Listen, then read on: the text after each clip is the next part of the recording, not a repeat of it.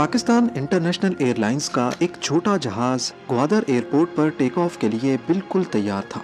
हमेशा की तरह ये एक रूटीन फ्लाइट थी, पर आज का दिन पाकिस्तानी अथॉरिटीज के लिए किसी भी तरह से नॉर्मल नहीं था, क्योंकि उस वक्त किसी को भी मालूम नहीं था कि जहाज में 3 हाईजैकर्स भी सफर कर रहे हैं। अचानक इत्तला मिली कि एक जहाज हाईजैक हुआ है। अगले चंद घंटों में पीआईए की फ्लाइट 544 नेशनल और इंटरनेशनल मीडिया की हेडलाइंस बनने वाली थी। पाकिस्तान, जिसको सिर्फ 3 दिनों के बाद अपना पहला न्यूक्लियर टेस्ट करना था, उनके लिए ये पीआईए की फ्लाइट 544 अगले कई घंटों के लिए इंतहाई मुश्किल वक्त लेकर आई। इतना मुश्किल कि पाकिस्तान को मजबूरन इंडिया का फ्लैग लहराना पड़ गया। नाजरीन, ये 25 मई 1998 की शाम थी। पाकिस्तान इंटरनेशनल एयरलाइंस या फिर पीआईए की फ्लाइट 544 बलूचिस्तान के शहर तुर्बत से टेक ऑफ हुई और ग्वादर इंटरनेशनल एयरपोर्ट पर लैंड हुई। ये पीआईए का छोटा फोकर F-27 एयरक्राफ्ट था, जिसका ग्वादर एयरपोर्ट पर सिर्फ 20 मिनट का स्टे था। यहाँ 3 पैसेंजर्स उतर गए और एक नया पैसेंजर ऑन बोर्ड हो गया।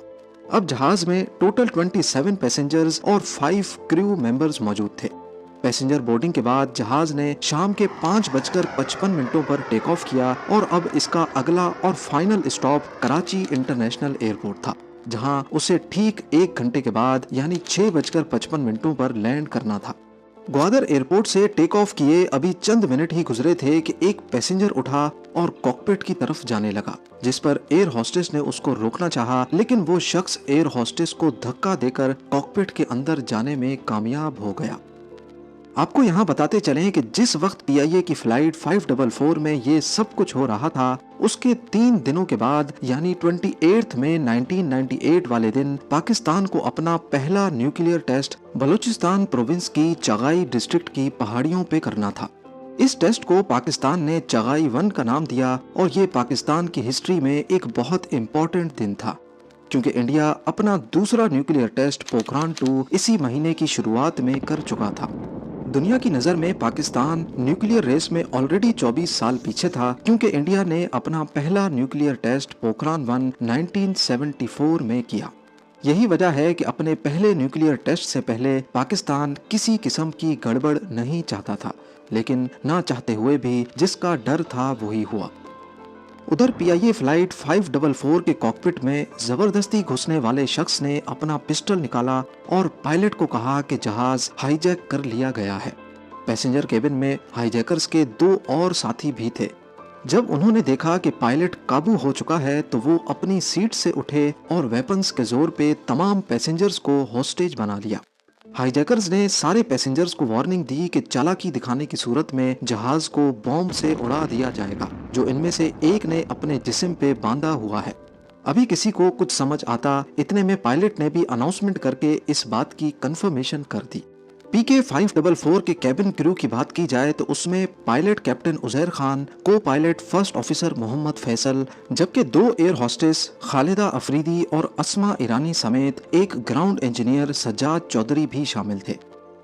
तीनों हाईजैकर्स बज़ाहिर पढ़े लिखे नहीं लगते थे। उन्होंने शलवार कमीज पहन रखी थी और क्योंकि वो तुर्बत से बोर्ड हुए हैं, तो इस बात के काफी चांसेस थे कि इनका ताल्लुक भी बलूचिस्तान प्रोविंस से है। पर आखिर हाईजैकर्स की डिमांड क्या थी?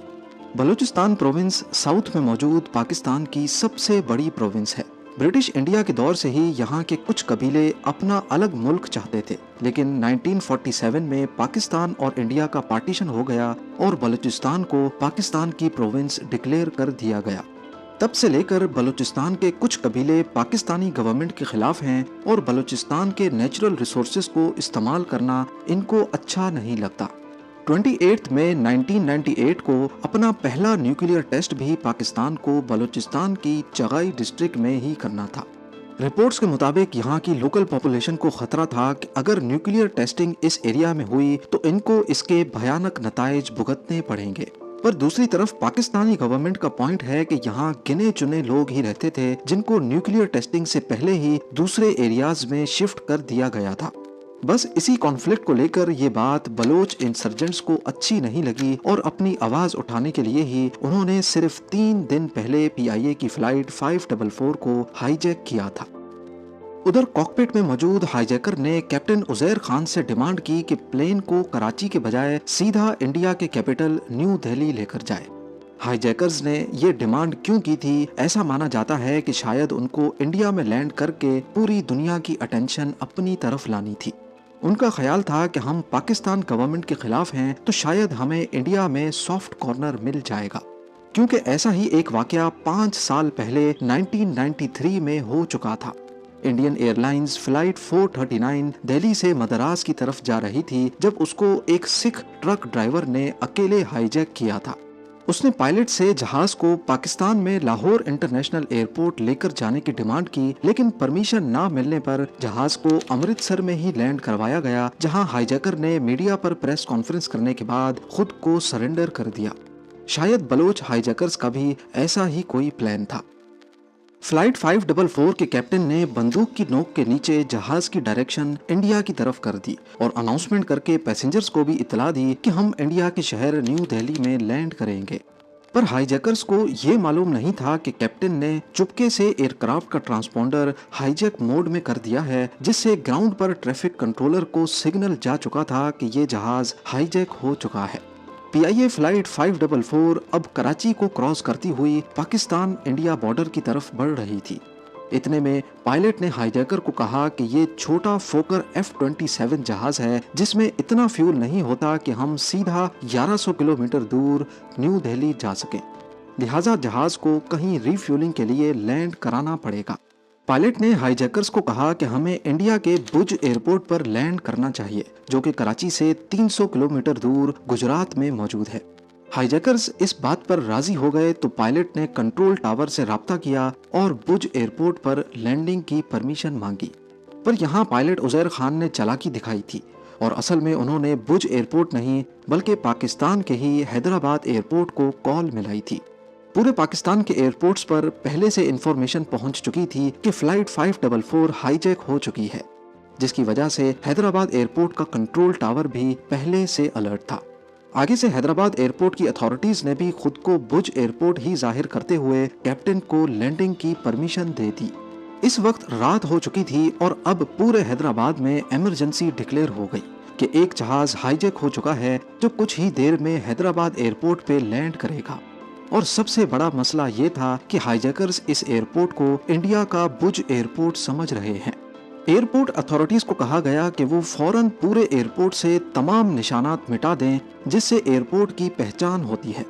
एयरपोर्ट अथॉरिटीज ने टर्मिनल बिल्डिंग पे लिखा हुआ हैदराबाद का नाम छुपा दिया, पूरे एयरपोर्ट से साइन बोर्ड्स हटा दिए, लाइट्स ऑफ कर दी और यहाँ तक के बिल्डिंग पे लगे पाकिस्तान के झंडे को हटाकर इंडिया का झंडा भी लहरा दिया गया। इसके अलावा लोकल एडमिनिस्ट्रेशन के साथ मिलकर पूरे हैदराबाद सिटी को ब्लैकआउट कर दिया गया ताकि लैंडिंग के वक्त हैदराबाद का कोई खास निशान हाईजैकर्स पहचान ना सकें। रेंजर्स और पुलिस की गाड़ियां एयरपोर्ट पर ही अपनी लाइट्स बंद करके खड़ी हो गईं, लेकिन ये सब कुछ इतनी अचानक से हुआ कि किसी को भी अगला प्लान ऑफ एक्शन मालूम नहीं था। रात गए PK 544 ने हैदराबाद एयरपोर्ट पर आखिरकार लैंड कर लिया। एयरपोर्ट अथॉरिटीज ने जहाज की विंडोज के अंदर देखा तो एक हाईजैकर कॉकपिट में एक मेन डोर के पास जबकि तीसरा कैबिन में टहल रहा था। करीब 1 घंटे तक खामोशी रही, लेकिन फिर रात के 11:35 पर जहाज का दरवाजा खुलता है और अंदर से ग्राउंड इंजीनियर सजाद चौधरी को बाहर भेजा जाता है। उनको खाना पानी लाने के लिए और एक खास पैगाम देकर बाहर भेजा गया था। डरा सहमा हुआ ग्राउंड इंजीनियर एयरपोर्ट अथॉरिटीज के पास आया और पुलिस के सामने हाईजैकर्स की डिमांड रख दी। हाईजैकर्स जो समझ रहे थे कि वो इंडिया के भुज एयरपोर्ट पे लैंड हुए हैं, उनकी डिमांड थी कि वो इंडिया में पाकिस्तान हाई कमिश्नर से मीटिंग करना चाहते हैं। उनकी सबसे बड़ी डिमांड बलूचिस्तान में न्यूक्लियर टेस्टिंग को रोकना था। पुलिस को इन्फॉर्मेशन दी गई कि पाकिस्तान आर्मी के कमांडोज का एक दस्ता इस्लामाबाद से आ रहा है, तब तक वो हाईजैकर्स का टाइम किसी भी तरह से जाया करते रहें। लिहाजा पुलिस वालों ने खुद को इंडियन जाहिर करके हाईजैकर से इंटरेक्शन करने का फैसला किया। Senior superintendent of police Akhtar Gorchani ने अपना नाम मनोज कुमार रखा, ASP उस्मान अनवर रामचंद्र बने और डिप्टी कमिश्नर सुहेल शाह गोपी चंद बने। उस वक्त उनको जो नाम समझ आया उन्होंने रख लिया और हिम्मत करके सिविल ड्रेस में प्लेन के करीब गए।